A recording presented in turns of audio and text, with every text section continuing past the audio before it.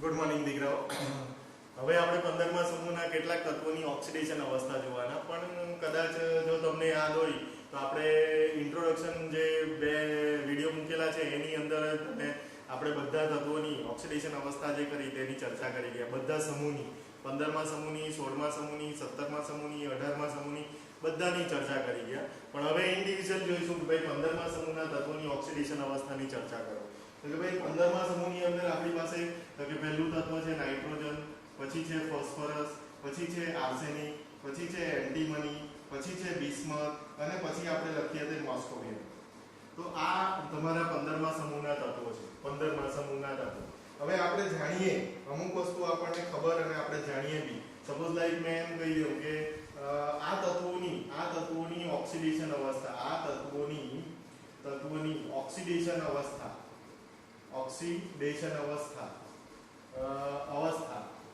ની વાત કરીએ તો -3 +3 અને +5 અવસ્થાઓ સ્થાયી ઓક્સિડેશન છે. સ્થાયી ઓક્સિડેશન અવસ્થા છે. ભાઈ સ્થાયી ઓક્સિડેશન અવસ્થા જે કરી તે ખાસ કરીને કઈ જોવા મળે? -3 +3 અને +5 જેવી ઓક્સિડેશન અવસ્થા જોવા મળે. પણ હવે મેં એરો માર્યો નીચે, તો કે નીચે તરફ જાઓ એટલે કે સમૂહમાં ઉપરથી નીચે તરફ જાઓ તો -3 ઓક્સિડેશન અવસ્થાનું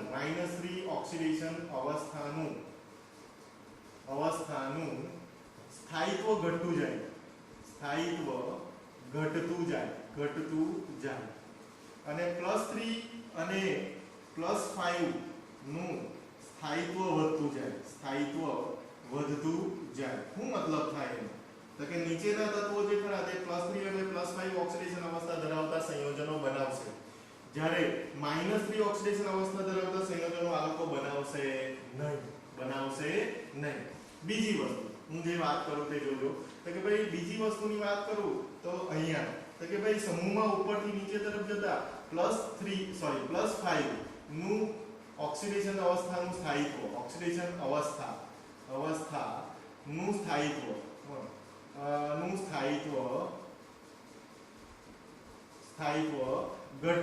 ઘટતું જાય અને +3 ઓક્સિડેશન અવસ્થાનું સ્થાયિત્વ વધતું જાય.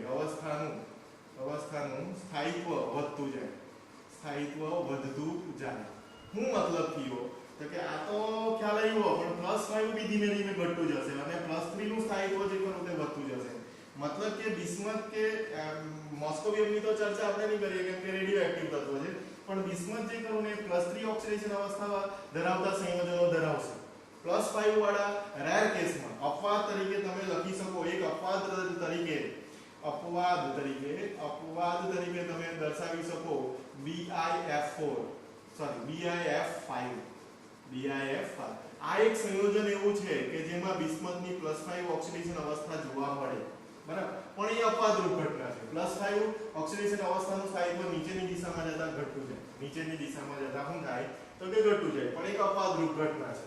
આ વસ્તુ ક્લિયર કટ પહેલા આપણને સમજણ પડવી જોઈએ. આ વસ્તુ જે ખરી તે બરાબર આપણને સમજણ પડવી જોઈએ.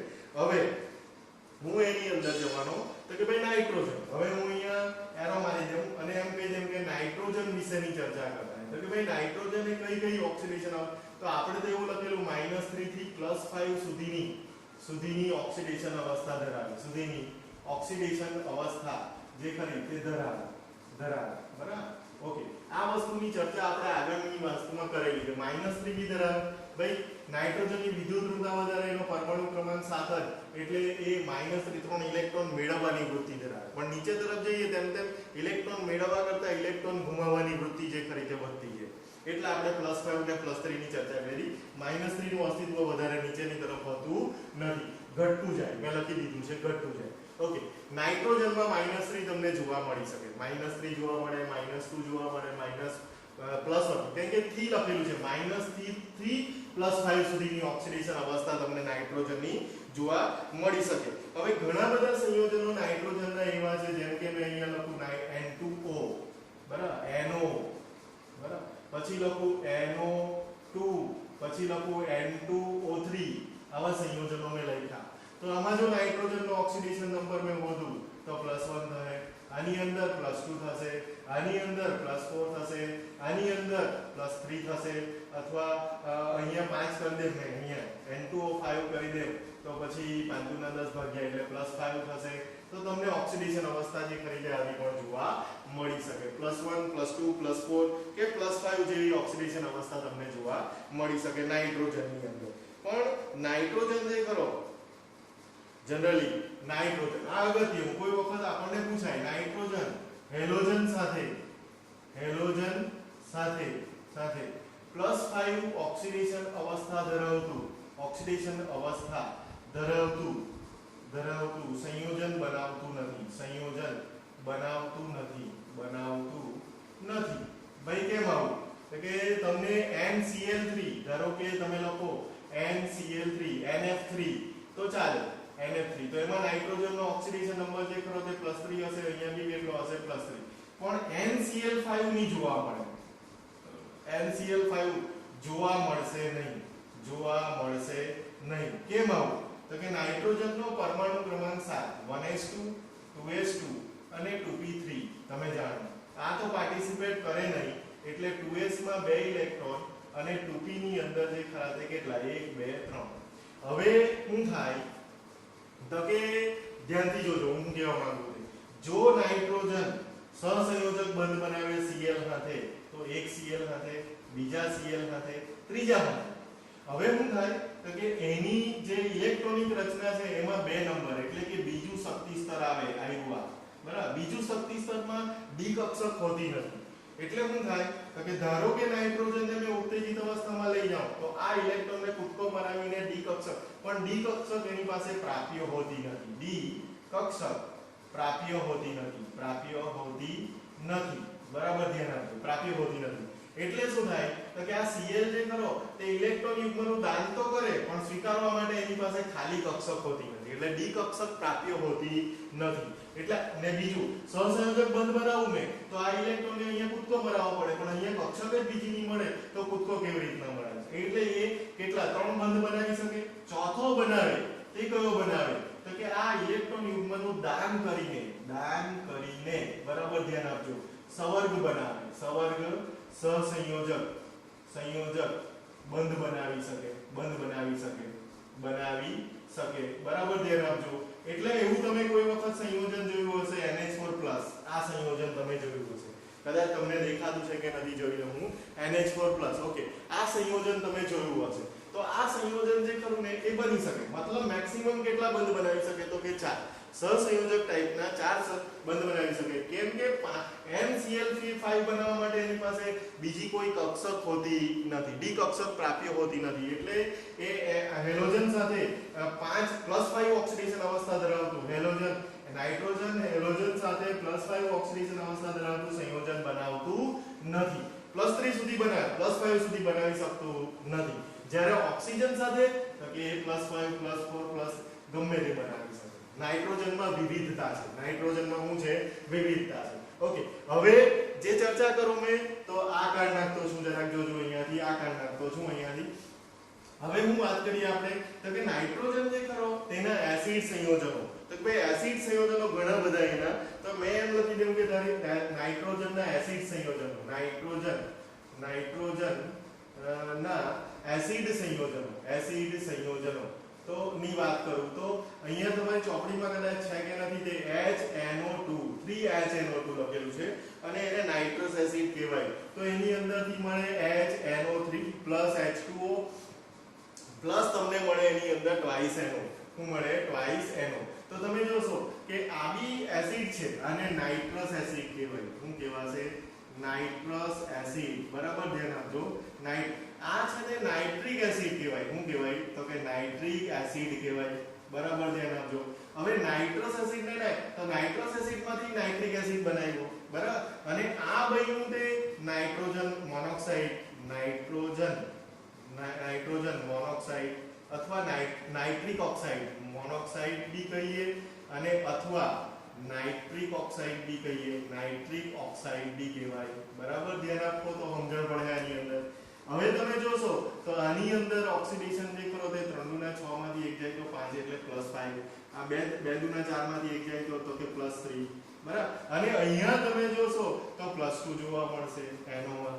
તો તમે જો કે +3 માંથી +5 એટલે નાઇટ્રોજનના ધ્યાન આપજો તો કે નાઇટ્રોજનના જે એસિડ છે એ એસિડ સંયોજનોમાં આવી વિવિધતા તમને જોવા મળે. હવે આ બી એસિડ જ છે, આ પણ એસિડ છે, પણ અહીંયા +5, અહીંયા +3, આ ઓક્સાઇડ છે તો +2 જોવા મળે. તો આવી વિવિધતા નાઇટ્રોજનની અંદર ખાસ કરીને તમને જોવા મળી શકે, બરાબર. તો આવા સંયોજનો બી આપણે કારણ શું તો કે કારણ એટલા માટે કે એની અંદર S અને P કક્ષકો છે, D કક્ષક પ્રાપ્ય હોતી નથી.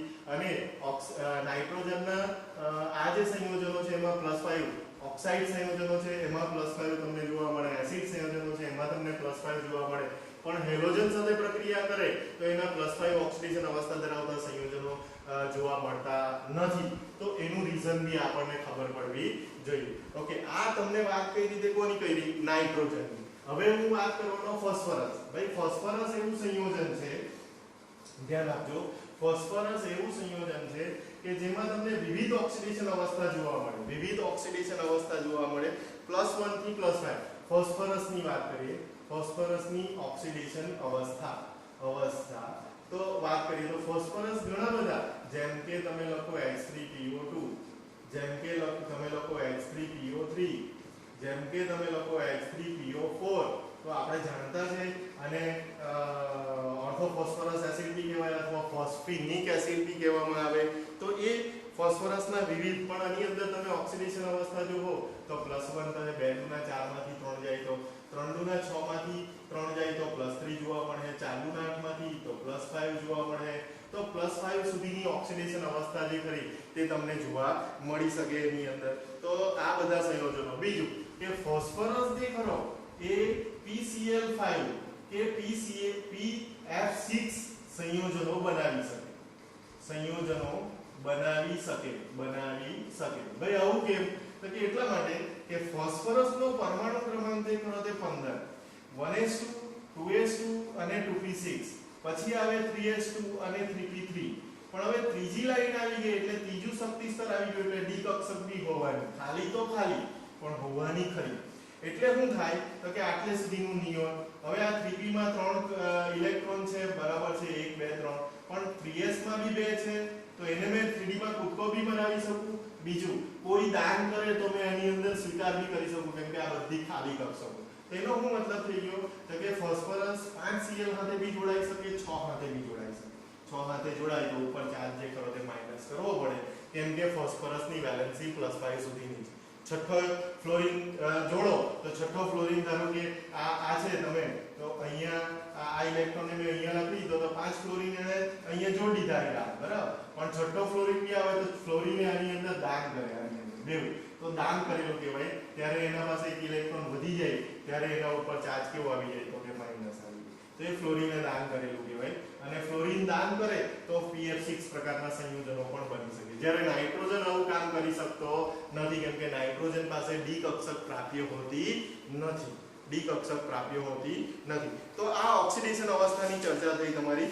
બહુ અગત્યની વાત જે કરી તે આપણે કરી દીધી. હવે આર્સેનિક, એન્ટીમની અને બિસ્મથ રહી ગયા તત્વો તે. આર્સેનિક, એન્ટીમની અને બિસ્મથ, જેમ કે આપણે અહીંયા લખીએ આર્સેનિક, એન્ટીમની અને બિસ્મથ, અને હું લખીએ તો કે બિસ્મથ એટલે કે Bi, Sb અને Bi. તો આર્સેનિક, એન્ટીમની અને બિસ્મથ સંયોજનો +3 ઉપરાંત +5 ઓક્સિડેશન અવસ્થા ધરાવી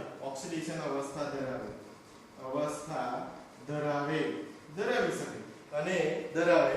+5 કરતા +3 ઓક્સિડેશન અવસ્થાનું સ્થાયિત્વ વધારે, એ તો મેં સમજાવી ગયું. +5 કરતા +3 ઓક્સિડેશન અવસ્થાનું સ્થાયિત્વ વધારે. શું છે? સ્થાયિત્વ વધારે. એ આપણે ચર્ચા કરી ગયા. એટલે જો તમારે જોવું હોય તો BiCl3 તમને જોવા મળે, તો એમાં Bi નો ઓક્સિડેશન નંબર કેટલો થઈ ગયો તો કે +3 થઈ ગયો. સંયોજન તમારે બતાવવું હોય તો બતાવી શકો. તો આ તમે ઓક્સિડેશન અવસ્થાની ચર્ચા કરી. તો હવે તમને એમ થાય કે પેલા કોષ્ટકની અંદર આપણે ઓક્સિડેશન અવસ્થાની ચર્ચા કરેલી છે ને આ હું કરવા, પણ તમે જોયું હોય કે ઘણું બધું આપણને જાણવા મળે. કેટલાક એસિડો જાણવા મળે, કેટલાક બેઝ આપણને જાણવા મળે, જેમાં ઓક્સિડેશન નંબર કેટલો હોય તમે ગણી શકો જાતે. ફોસ્ફરસની ઓક્સિડેશન અવસ્થા કઈ હોઈ શકે, શા માટે PCl પ્રકારના કે PF6 પ્રકારના સંયોજનો બનાવી શકે, આ અગત્યનું. નાઇટ્રોજન નહીં બનાવી શકે પણ ફોસ્ફરસ PCl5 કે PF6 એક વધારેનો બી PF7 બી આવી શકે.